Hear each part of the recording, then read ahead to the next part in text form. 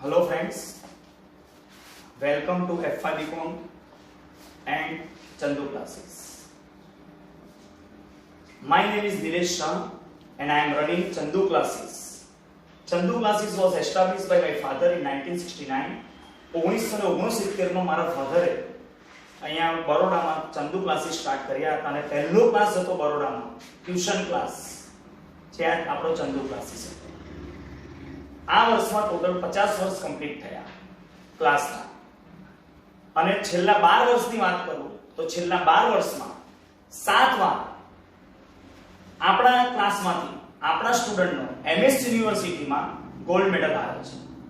Gold medal normally કોને મળે તો ગોલ્ડ મેડલ જેનો એમએસ માં ફર્સ્ટ રેન્ક આવે પ્લસ સબ્જેક્ટ વાઇઝ અકાઉન્ટ્સ માં પર્ટિક્યુલર સબ્જેક્ટ વાઇઝ એના હાઈએસ્ટ માર્ક્સ હોય એમએસ માં તો એને ગોલ્ડ મેડલ મળતો હોય છે.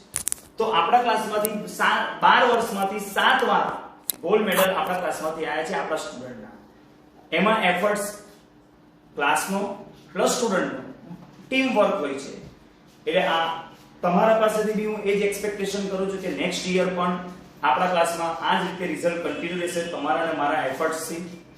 હવે આ વર્ષે તમે જોયું કે ભાઈ કોરોનાનો થોડો પ્રોબ્લેમ છે, થોડો નહીં ઘણો બધો, પણ એના લીધે એક્ઝામ્સમાં સિસ્ટમમાં થોડો ચેન્જ આવી શકે છે. પણ ગયા વર્ષ સુધી એક્ઝામ કઈ રીતે લેવાતી એ તો પહેલા તો F5 બીકોમમાં સેમિસ્ટર 2 આવશે, સેમિસ્ટર 1 અને સેમિસ્ટર 2.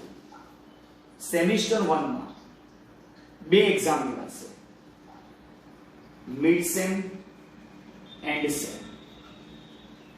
આમાં પણ એ જ રીતે મિડ સેમિસ્ટર એન્ડ સેમિસ્ટર.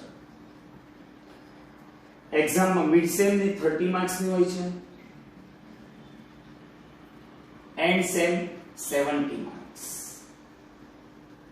એ જ રીતે આમાં હોય છે 30 માર્ક્સ એન્ડ 70 માર્ક્સ. અને પછી આ બેનું એ લોકો છેલ્લું તમને ફાઇનલ રિઝલ્ટ આપતા હોય છે F5 કમ્પ્લીટ થાય ત્યારે. આ થઈ ગયું તમારું એક્ઝામનું. હવે ટોટલ સબ્જેક્ટ્સ સેમિસ્ટર 1 માં 6 સબ્જેક્ટ્સ, સેમિસ્ટર 2 માં પણ 6 સબ્જેક્ટ્સ, એમાંથી 2 પ્રેક્ટિકલ એન્ડ 4 થિયરી. એટલે આ રીતના સબ્જેક્ટ્સ હોય છે. હવે એક્ઝામ્સ તમારી મેં કીધું એ પ્રમાણે 2 ને 2 4 ટોટલ વર્ષમાં 4 એક્ઝામ લેવાય છે. પણ હવે જો કદાચ ડ્યુ ટુ કોરોના એક્ઝામ્સમાં શેડ્યુલમાં કોઈ ચેન્જ કરવામાં આવે તે પ્રમાણે તમને ઇન્ફોર્મ કરીશું આપણે. અને પણ અત્યારે તો ખાલી એક્ઝામનો આ જ રીતે હોય છે અને આવતા જુલાઈ સુધી તમારી F5 બીકોમની ટર્મ કન્ટિન્યુ રહેશે. બરાબર. ચાલો હવે ગુજરાતી મીડિયમ અને ઇંગ્લિશ મીડિયમ હવે કોઈ ડિફરન્સ નથી રહ્યો. ગુજરાતી મીડિયમના સ્ટુડન્ટ્સ પણ હવે ઇંગ્લિશ મીડિયમમાં જ છે. હા, ઘણીવાર એ લોકોને ડર હોય છે, ઘણા પેરેન્ટ્સ બી પૂછે છે કે અમારો છોકરો ગુજરાતી મીડિયમમાં હતો તેને ફાવશે કે કેમ. તો હવે એવું કશું જ નથી. પહેલા તો અમે ગુજરાતી મીડિયમનું તમને ઇંગ્લિશ મીડિયમમાં થોડું ટ્રાન્સલેટ બી કરાવીશું, સમજાવીશું ગુજરાતીમાંથી ઇંગ્લિશમાં કયા વર્ડ્સ એ અમે એક્સપ્લેન કરીશું તમને. એટલે તમને ગુજરાતી મીડિયમ કે ઇંગ્લિશ મીડિયમ હવે એવો કોઈ ડિફરન્સ રાખવાની જરૂર નથી. એટલે હવે F5 બીકોમમાં તમારા ટોટલ 6 સબ્જેક્ટ્સમાં એક અકાઉન્ટ્સ આવશે અને સેમિસ્ટર 2 માં બી અકાઉન્ટ્સ આવશે સબ્જેક્ટ. એટલે કે નામાના મૂળ તત્વો જે તમે બોલતા હતા આમાં સબ્જેક્ટનું નામ છે ફાઇનાન્શિયલ અકાઉન્ટિંગ. પણ છે અકાઉન્ટ જ. એમાં તમે ગુજરાતીમાં ભણેલા હતા ભાગીદારીના વાર્ષિક હિસાબો, આમાં બી આવશે પણ એને ઇંગ્લિશમાં બોલાશે પાર્ટનરશિપ ફાઇનલ અકાઉન્ટ્સ. એટલે ઇંગ્લિશમાં થોડું તમારે આ રીતે મહેનત કરવાની. એમાં અમે તમને સ્પેલિંગ બી આખું પેમ્પલેટ બી આપીશું એક સ્પેલિંગ માટે જે તમારે 2-3 દિવસ રિફર કરવાના. એટલે તમને ગુજરાતીમાંથી ઇંગ્લિશ મીડિયમમાં તમે પોતે જ કન્વર્ટ થઈ જશો. એટલે તમને એવો કોઈ ડર બી લાગશે નહીં. હું અહીંયા થોડો થોડો તો સમજાવતો જ જઈશ ગુજરાતીનું ઇંગ્લિશમાં. હવે આખું અકાઉન્ટ 3 નિયમો પર આધારિત છે. તમે ગુજરાતીમાં બોલતા હતા આવે તો ઉધાર, જાય તો જમા, ખર્ચ નુકસાન ઉધાર, ઉપજ આવક નફો જમા. મેળવનાર ઉધાર, આપનાર જમા. આવા ત્રણ નિયમ હતા. ઇંગ્લિશમાં હવે આને બોલવાનું હોય છે કે ભાઈ ફર્સ્ટ, આજે ખાલી હું તમને ઇન્ટ્રોડક્શન જ આપું છું, બીજું કશું જ નથી. આ જસ્ટ હિન્ટ આપું છું કે ભાઈ કેવી રીતે તમારે ઇંગ્લિશમાં ટ્રાન્સલેશન કરવાનું છે. First rule, debit. ડેબિટ નો મતલબ છે ઉધાર. ડેબિટ what comes in, આવે તો ઉધાર. comes in એટલે ધંધામાં આવે તો ઉધાર કરવાનું. Second point, credit what goes out, ધંધામાંથી કશું જાય તો એ જમા કરવાનું. ક્રેડિટ એટલે જમા, ડેબિટ એટલે કે ઉધાર. ક્રેડિટ નો મતલબ જમા. Second point, debit the expense and the loss, ખર્ચ, નુકસાન, ઉધાર. Credit the income, profits and gain. gain એટલે લાભ, ઇન્કમ એટલે આવક, નફો અને લાભ, આના ખાતે જમા. અને third rule, debit the receiver, credit the giver. Receiver એટલે મેળવનાર, મેળવનાર ખાતે ઉધાર, આપનાર ખાતે જમા. આ ઉધાર જમાનો નિયમ. અગેન તમે બોલો છો ગુજરાતીમાં આવે તો ઉધાર, જાય તો જમા. જ્યારે હવે બોલવાનું તમારે અને પ્રેક્ટિસ કરતા રહેશો બોલવાની તો તમને ઓટોમેટિક કોન્ફિડન્સ આવતો જશે અને તમને જે ડર છે બોલવામાં એ ડર દૂર થશે. ડેબિટ પહેલો નિયમ તો આપણે ડેબિટ what comes in એટલે કે આવે તો ઉધાર. ક્રેડિટ what goes out, જાય તો જમા. Second point, debit the expense and losses and credit the income, profits and gain. Third point, debit the receiver and credit the giver. આપનાર ખાતે જમા થાય તો ઉધાર કોને થાય? મેળવનાર. મેળવનારને તમે બોલતા હતા લેનાર કે લેનાર ખાતે ઉધાર. અને સિક્વન્સમાં જ યાદ રાખજો, આ જ સિક્વન્સમાં, કારણ કે જ્યારે બી તમે આમનોન લખશો, જર્નલ એન્ટ્રી કહેવાય, આમનોન એટલે કે જર્નલ એન્ટ્રી, ત્યારે તમારા સિક્વન્સ થી તમારે રૂલ યુઝ કરવાના, નિયમો નો ઉપયોગ કરવાનો કે જેનાથી તમે આમનોન લખી શકશો. એટલે તમારે પહેલા તો આ જ રૂલ યાદ રાખવાના, આ જ સિક્વન્સ, આ જ ક્રમમાં. તમે પહેલા કદાચ એવું બી બોલતા હતા કે ભાઈ આવે તો ઉધાર, જાય તો જમા, પછી ડાયરેક્ટ લેનાર ઉધાર, આપનાર જમા. પણ ના, લેનાર ઉધાર એ થર્ડ પોઈન્ટ યાદ રાખજો. હમણાં આપણે નોર્મલ તમને ઉધાર જમાના નિયમ સમજાયા. હવે હું એને થોડું ડિટેલમાં સ્ટાર્ટ કરી રહ્યો છું.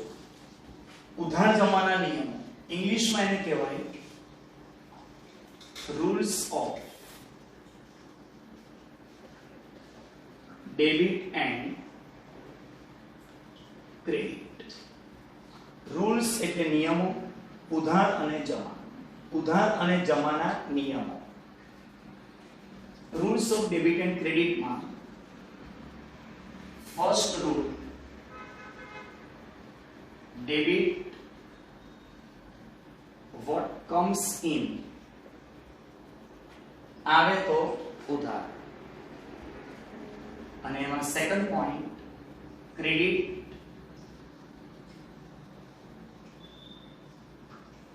what goes out. હવે તમને યાદ હોય તો આ રૂલ કયા અકાઉન્ટ માટે બનાવવામાં આવ્યો છે? ખાતાના ત્રણ પ્રકાર, ટાઇપ્સ ઓફ અકાઉન્ટ ત્રણ હતા. તમે ગુજરાતીમાં ભણેલા વ્યક્તિગત ખાતું, માલ મિલકત ખાતું અને ઉપજ ખર્ચ ખાતું. આવા ત્રણ અકાઉન્ટ. ફરી, વ્યક્તિગત ખાતું, માલ મિલકત ખાતું અને ઉપજ ખાતું એવા 3 અકાઉન્ટ હતા. તો આ નિયમ આવે તો ઉધાર જાય તો જમા કોના માટે બનાવવામાં આવ્યો છે? તો એ રિયલ અકાઉન્ટ. રિયલ અકાઉન્ટ એટલે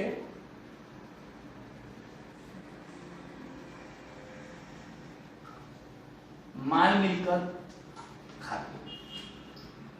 એના માટે આ અકાઉન્ટ બનાવે કે માલ મિલકત આવે તો ઉધાર અને જાય તો જમા. સેકન્ડ રૂલ અકાઉન્ટનો ઉધાર જમાનો debit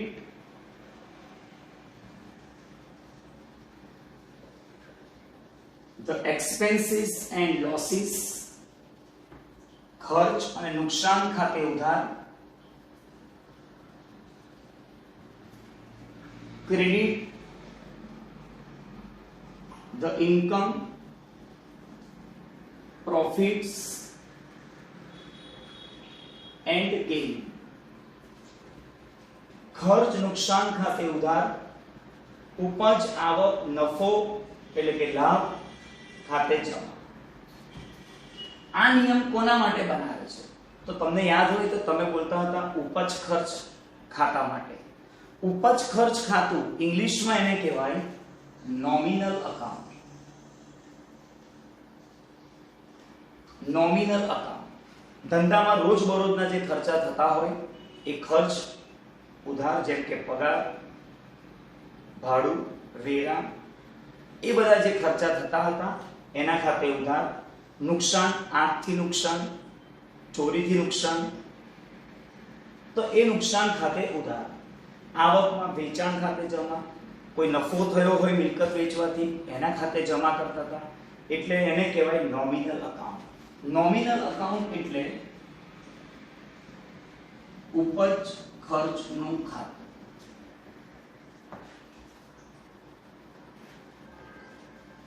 third rule debit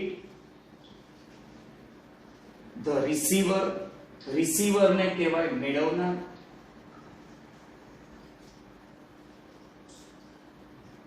credit the giver આપનાર. આપનાર ખાતે જમા. હવે આ નિયમ કોના માટે બનાવવામાં આવ્યો છે? તો કે પર્સનલ અકાઉન્ટ.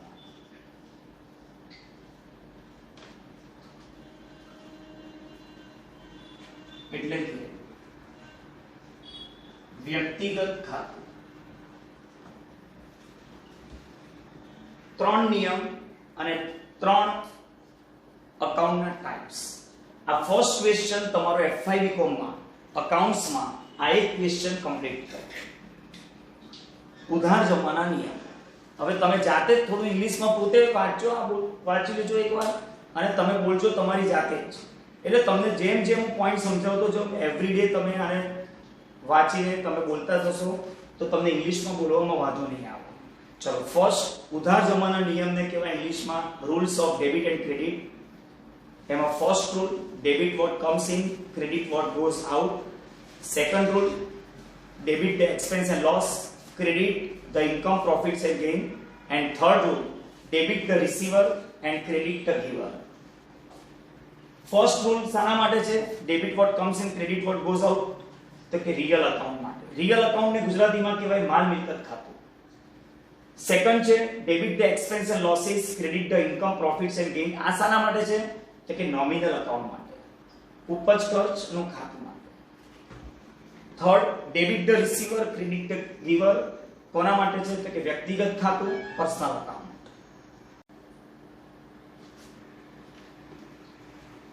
ફર્સ્ટ ક્વેશ્ચન આપણે કમ્પ્લીટ કર્યો rules of debit and credit અને ટાઇપ્સ ઓફ અકાઉન્ટ.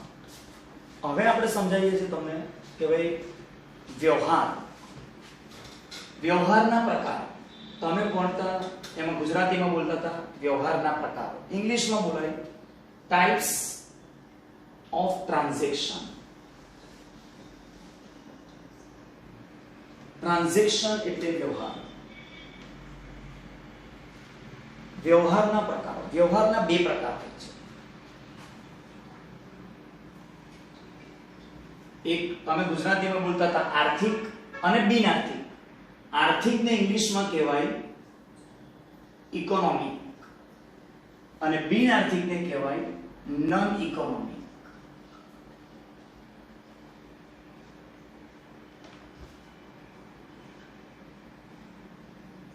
આર્થિક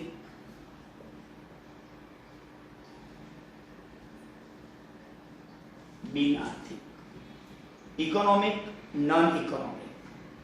હવે ઇકોનોમિક વ્યવહાર કોને કહેવાય? તો જેને નાણાકીય મૂલ્ય હોય, જે વ્યવહારને નાણાકીય સ્વરૂપમાં આંકી શકાય, મૂલ્યાંકન કરી શકાય, એ વ્યવહારને કહેવાય આર્થિક. એટલે કે can be measured એટલે માપવું, માપી શકાય, આંકી શકાય. can be measured into money. જેને મનીમાં એટલે કે નાણાકીય સ્વરૂપમાં આંકી શકાય, માપી શકાય, એને કહેવાય ઇકોનોમિક ટ્રાન્ઝેક્શન, આર્થિક વ્યવહાર. એટલે કે નાણાકીય મૂલ્યમાં માપી શકાય, એનું ઇંગ્લિશમાં એવું બોલી શકાય બીજું મોનેટરી ટ્રાન્ઝેક્શન.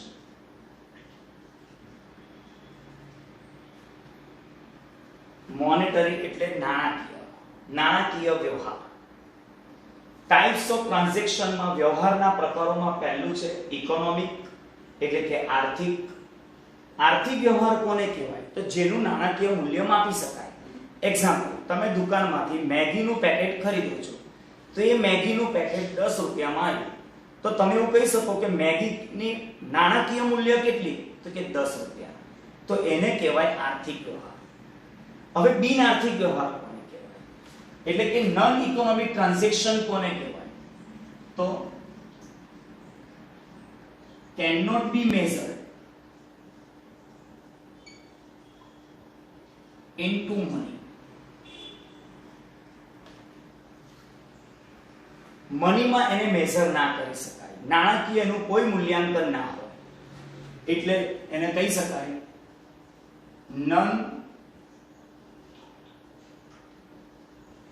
મોનેટરી ટ્રાન્ઝેક્શન, બિન નાણાકીય વ્યવહાર. ચલો, ટાઇપ્સ ઓફ ટ્રાન્ઝેક્શન. તમે જ્યારે આ વાંચો, સાંભળો અને પછી મોઢે જાતે બોલો, કોઈની સામે બોલો કાં તો એકલા હો તો બોલો કે ભાઈ વ્યવહારના પ્રકાર ઇંગ્લિશમાં કહેવાય તો કે ટાઇપ્સ ઓફ અકાઉન્ટ. બે type, economic, non economic. Economic કોને કહેવાય? તો which can be measured into money, જેને મનીમાં મેઝર કરી શકાય, એટલે એને કહેવાય મોનેટરી ઇકોનોમિક. નોન ઇકોનોમિક કોને કહેવાય? બિન આર્થિક. તો which cannot be measured into money, એટલે કે non monetary transaction. Economic transaction 3 ટાઈપના હતા. તમે આર્થિક વ્યવહારો 3 પ્રકારના હતા. કયા 3? એક કેશ, રોકડ વ્યવહાર. ક્રેડિટ એટલે તમે બોલતા હતા શાખનો વ્યવહાર. અને ત્રીજો આવશે એક્સચેન્જ, એને કહેવાય બાર્ટર, વસ્તુના બદલામાં વસ્તુ. આ 3 આવતા હતા ઇકોનોમિક ટ્રાન્ઝેક્શનના પાર્ટ. કેશ એટલે રોકડમાં આપણે થઈ લેવડ દેવડ થઈ હોય, રોકડ. અને ચેક પણ કેશમાં જ ગણાશે. ક્રેડિટ એટલે ઉછીના આપણે માલ ખરીદ્યો હોય, પૈસા ભવિષ્યમાં આપવાના. એક્સચેન્જ એટલે વસ્તુ લીધી, એના બદલામાં વસ્તુ લીધી, એટલે કે વેચી. તમે જૂનો મોબાઈલ આપીને નવો મોબાઈલ ખરીદ્યો, બરાબર છે, તો એને કહેવાય બાર્ટર, એક્સચેન્જ.